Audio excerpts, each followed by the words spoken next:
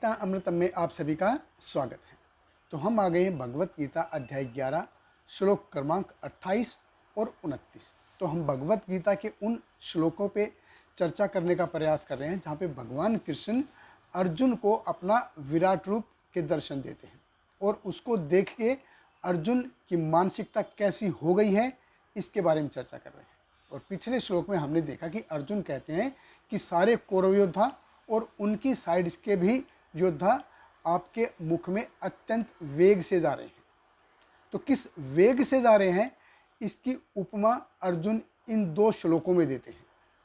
तो भगवत गीता अध्याय 11 श्लोक क्रमांक 28 और 29 अर्जुन कहते हैं, यथा नदीनाम बहवो अम्बुवेगा समुद्रम एव एव अभिमुखा द्रवन्ति तथा त्वामे नरलोकवीरा विशन्ति वक्त्राणि अभिविज्वलन्ति यथा प्रदीप्तं जलं पतंगा विशन्ति नाशाय समृद्धवेगा तथा एव नाशाय विशन्ति लोका तवापि वक्त्राणि समृद्धवेगा।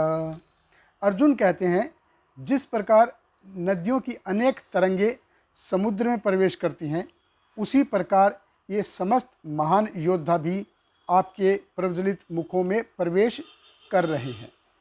मैं समस्त लोगों को पूर्ण वेग से आपके मुख में उसी प्रकार प्रविष्ट होते देख रहा हूँ जिस प्रकार पतंगे अपने विनाश के लिए प्रज्वलित अग्नि में कूद पड़ते हैं। तो देखिए अर्जुन यहाँ पे दो उपमाएं दे रहे हैं। पहला वो कहते हैं, यथा नदीनाम बहवो अम्बुवेगा, जैसे नदी है वो सागर में मिलने के लिए जाती है। अगर आपने देखा होगा देवप्रयाग में या गंगोत्री में या यमुनोत्री में क्या वेग रहता है, क्या कल कल कल कल करती नदी उधर से निकलती है, भयंकर ही वेग होता है। तो ये वेग एक्चुअली है किसके लिए? वो इसलिए है ताकि वो समुद्र में जाके मिल सके। बहवो अम्बु वेगा, तो जिस प्रकार नदी समुद्र में जाके मिलती है उसी प्रकार से सारे योद्धा कौरव के और पांडवों के साइड से भी जो योद्धा हैं सारे के सारे भगवान के मुख में प्रवेश कर रहे हैं। दूसरा अर्जुन कहते हैं, पतंगा जैसे ज्वाला से के पास जाता है या फ्लेम के पास जाता है, दीप को देख के उसकी ओर बहुत तेज़ी से भागता है। उसकी वो जानता है कि उसको मरना है फिर भी वो उधर आता है। तो ये जो दोनों उपमाएं हैं ये बहुत ही महत्वपूर्ण है। एक तो जैसे नदी जब समुद्र में मिलने जाती है, समुद्र में मिल जाती है तो नदी का अपना अस्तित्व समाप्त हो जाता है, ख़त्म हो जाता है। ऐसे ही पतंगा जब लो में जाता है तो उसका भी अस्तित्व समाप्त हो जाता है। फिर भी क्या है, दोनों के दोनों अत्यंत वेग से अपने गंतव्य की ओर बढ़ रहे हैं। और यही एक्चुअली मनुष्य जीवन भी है। सारे जीवन का आधार यही है। हर कोई क्या है, अत्यंत वेग से इस शरीर के नाश की ओर बढ़ रहा है कि ये शरीर का नाश होना है। इस शरीर का नाश होने से पहले हमारे जीवन का प्रवास कैसा है? ये हमारे जीवन का प्रवास है बी से लेकर डी, यानी कि बर्थ से लेके डी, डेथ तक, जन्म से लेके मृत्यु तक का ये प्रवास है। और उसके बीच में हमारे पास है सी, सी यानी कि चॉइस। तो बर्थ है, डेथ है और उसके बीच में सी है यानी कि हमारी चॉइस है।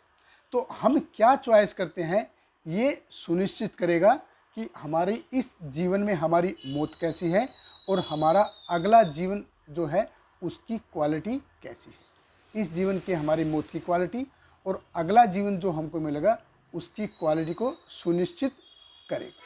हम इस जीवन में जो भी कुछ करते हैं वो संस्कार रूप में हमारे स्मृति पटल के ऊपर छप जाते हैं और वही चीज़ क्या है हम आगे आने वाले जन्मों में भी करेंगे। इस जीवन में अगर हम काम, क्रोध, मद, मोह, लोभ, मत्सर्य को बढ़ावा देंगे तो हम अगले जीवन में भी वही करेंगे, वैसा ही हमारा अगला जीवन होगा। इस जीवन में अगर हम शांति, सौहार्द और भक्ति के साथ कार्य करेंगे तो अगला जीवन भी हमारा वैसा ही होगा। जो प्रकृति है और भगवान कृष्ण देखते हैं कि इसने ये गुण विकसित कर लिए हैं तो इसको इन गुणों में ही प्रवीण किया जाए। ये एग्जैक्टली ऐसे ही है जैसे माता पिता हैं।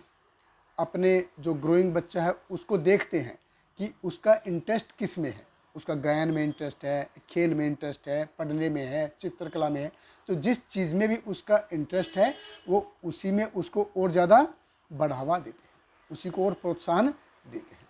तो बच्चा क्या का वेग देखते हैं कि किस में इसका वेग है। उसी प्रकार हम सब बच्चे हैं प्रकृति की निगाह में, प्रकृति के हिसाब से हम सब बच्चे हैं। तो जैसे आगे भगवान भगवत गीता में बताते हैं, ऊर्ध्व गच्छन्ति सत्वस्ता मध्य तिष्ठन्ति राजसा जघन्य गुण वृत्तिस्तथा अधो गच्छन्ति तामसा। तो ये प्रकृति के नियम है, this is laws of nature, कि जैसा हम करेंगे ऐसा हमको मिलेगा। तो एक ही जगह पे देखिए, इस भौतिक जगत में एक ही जगह पे आपको फूल पौधों से भरा हुआ सुंदर वातावरण गार्डन मिलेगा, और उसी जगह पे आपको रेव पार्टी क्लब पार्टी भी मिलेंगे। तो कहीं पे एक चीज़ें क्या है, हमको सतोगुण की तरफ लेके जाती हैं, और कहीं पे चीज़ें हमको रजोगुण की तरफ लेकर जाती हैं। यही तो इस श्लोक में जो दो उपमाएं हैं, एक तो अग्नि से संबंधित है और दूसरी पानी से संबंधित है। अब ये दोनों देखिए एक दूसरे के अपोजिट है, आग और पानी दोनों अपोजिट है। तो ऐसे ही भौतिक जगत का ये जीवन का ऐसे ही है, यहाँ पे अच्छा बुरा, मान अपमान, लाभ हानि सब कुछ है, ये सब कुछ जाके ब्रह्म में लीन हो जाएगा। और इस ब्रह्म का स्रोत क्या है, इस ब्रह्म का स्रोत है भगवान कृष्ण, और भगवान कृष्ण अपने विराट रूप के माध्यम से हमको ये दिखा रहे हैं, और हमको ये देख के हम इसमें आनंद का अनुभूति नहीं कर सकते, हमको इसको देख के डर की अनुभूति होती है। बहुत बहुत धन्यवाद। हरे कृष्णा, श्रील प्रभुपाद की जय। हरे कृष्णा कृष्ण कृष्ण हरे हरे, हरे रामा राम राम हरे हरे।